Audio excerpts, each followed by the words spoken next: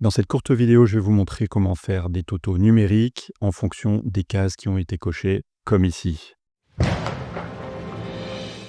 Je commence par vous montrer comment insérer des cases à cocher. Donc on sélectionne la plage, on fait insertion, et on fait ici, on sélectionne cases à cocher, et donc on a des cases à cocher.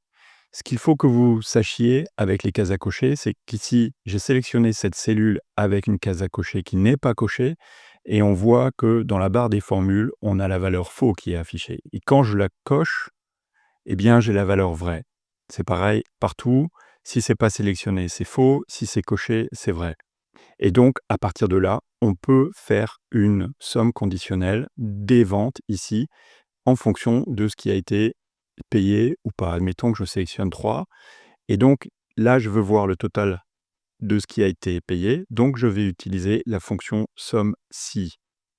Et là, les paramètres, c'est la plage, le critère et éventuellement somme plage. Je vous montre ici.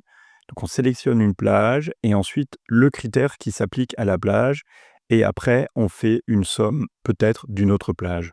Donc, la plage qu'on va sélectionner ici, sur laquelle on va vérifier le critère, c'est la plage avec les cases à cocher. Et ensuite, le critère, c'est vrai.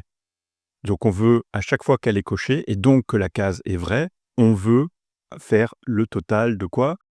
De la colonne à côté. Et comme ça, on a saisi notre formule. On a déjà le total qui apparaît ici, mais j'appuie sur Entrée. Et donc, on a 15 767. Si je sélectionne les cases à cocher, pardon, si je sélectionne les montants à côté des cellules qui ont été cochées, j'ai bien le bon montant. Alors, le nombre ici, je vais modifier, je vais cliquer ici, et voilà, on a 15 767 €. Et voilà comment on peut faire une somme si les cases sont cochées.